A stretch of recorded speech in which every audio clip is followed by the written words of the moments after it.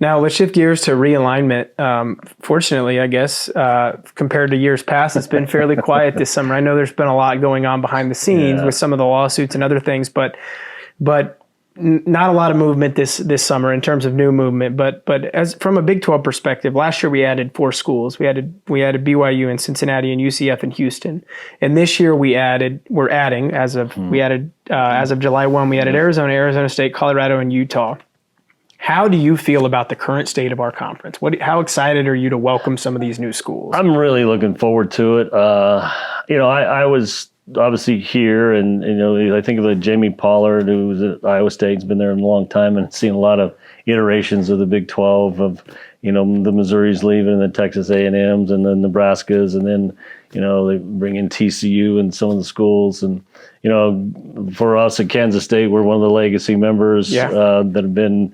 And so when Oklahoma and Texas left, it was very nerve-wracking. As schools were being mentioned in other conferences, we weren't one of them. And when you think of what happened with the Pac-12 and the fact you've got 2 great institutions in Washington State and Oregon State that kind of hanging out there by themselves, we're much stronger today than we were 4 years ago, and even stronger now with the addition of the 4 corner schools, as we're calling them. I think Bob Bowlesby did a great job and really kept this conference from falling apart by bringing in the Cincinnati and Houston, that group. And then Brett's come in and do a phenomenal job. So I think we're positioned very well. And as we look for the future of TV revenues, I think people are looking at the Big 12. This conference is one of the best there is in basketball. There's no question about that. And you just added Arizona and Utah. And then football's always been a gauntlet to go through. So and other sports as well, women's basketball, baseball, you name it. We were just one of the better conferences in the country. So I think we're positioned very well. Now, is realignment done?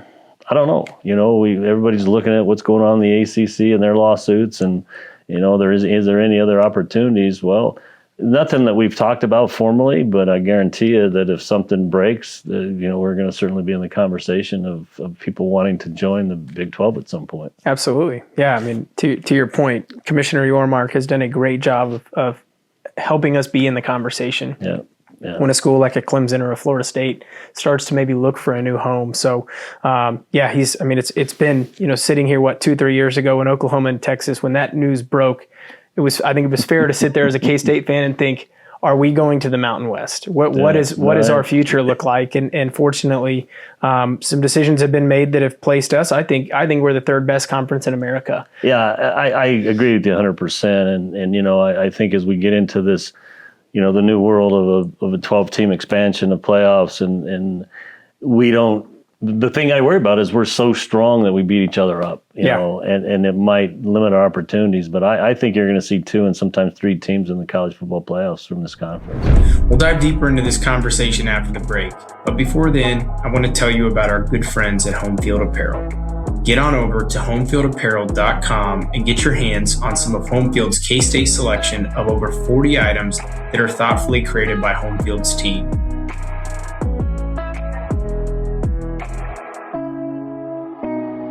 I personally have several pieces from their K-State selection, and I'm wearing my favorite Home Field sweatshirt today, featuring an old school Willie the Wildcat. Home Field Apparel is incredibly high quality and comfortable apparel, and there's something for everybody at homefieldapparel.com. Be sure to use the promo code CATSNIL24 when you check out to get 10% off your order. And when you use that promo code, Home Field will donate 10% of your order back to Wildcat NIL so we can support K-State student athletes.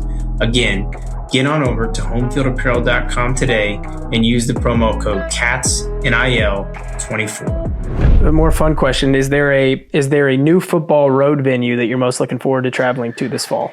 I've been to Provo, but I've never been to their athletic facilities, and I hear that environment's pretty fun, so I'm looking forward to that. Now, obviously a little known fact is even though they're coming here this year, I am an Arizona State grad. I think it'll be fun to go back there in a couple of years and be back in my alma mater, so to speak. But, I think I've never been to Colorado. I know a lot of our fans have been, and we go there this year, and I think that'll be a a great atmosphere here. It's beautiful up there. But my dad's a Colorado grad, although he's no longer with us anymore. But so yeah, there's some pretty fun stuff that I'm looking forward to. Yeah, I agree. Some of those Western McHale schools. Center in basketball, right? I mean, Absolutely. that's an unbelievable place to go play basketball. Yeah. And so those will be some fun venues I'm looking forward to. We just had Coleman Hawkins in here right before you came in and talked about his transition to our conference, and he made the comment. He said, "I'm excited to play in a conference where every game is a difficult game. Every team we play, and I mean, this conference is a gauntlet. Especially really now adding Arizona, who's a perennial power. Colorado has a really good basketball program.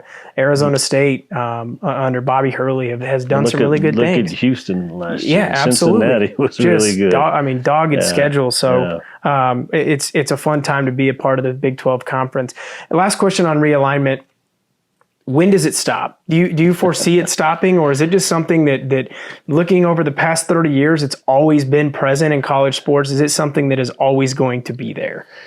Yeah, that's a great question. And, I never say never, obviously. And you're right, realignment, if you think about it, Arizona State and Arizona were in the Mountain West forever. And they, if I go back, because I was part of that, when I was in college. So it's always been a part of college athletics over the years. But I do think, and again, maybe I'm naive, but when these conferences are getting to 18, and we're not gonna play everybody in our conference in football, and certainly not play everybody in basketball, and then you have conference tournaments, and those things really begun to get affected and make some things difficult when you're trying to lay out how this conference is, whether it's this conference or the Big Ten or the SEC. I mean, do they really want to become 20 and 24 member conferences? I don't know, unless I'm like just being so naive, or do we just say, you know what? Gary Barton and I talked about this, and again, I don't know if it makes any sense, but you just take football and basketball and say, you know what? We're going to do the NFL model. We're going to play everybody across the country, and then the best teams will play. And then everything else is going to be regional. All our other Olympic sports, if you're on the eastern half, you're going to play these teams. If you're in the Midwestern part of the country, you're going to play here, southeastern part. And then, so maybe we're not conference driven in everything. There's football, men and women's basketball, and then conference driven based on regional. I don't know if that's realistic or not, but I just worry that these 18 and 20 team conferences really make things difficult for the fan base, makes it difficult for operation of a conference. So we'll see. But for me to sit here and say it's never going to happen again, I don't know that I can honestly believe the that. Regionalization piece of it is interesting. You look at the Big Ten now, and you think of, football's a different story because they play once a week, but you think of an Olympic sport athlete from a UCLA going to play Rutgers on a weeknight, and think about the impact of that, not only on the athlete but on the fans and the coaches. I mean, it's just the loss of regionalization, I think, is an unfortunate one to college athletics. And I think as the Big Ten or they have talked about, and we've talked about it here in the Big 12, how do we look at our scheduling for some of the Olympic sports a little differently so they can stay a little more regional? But I think it may take a greater effort collectively for us to figure that out. Absolutely.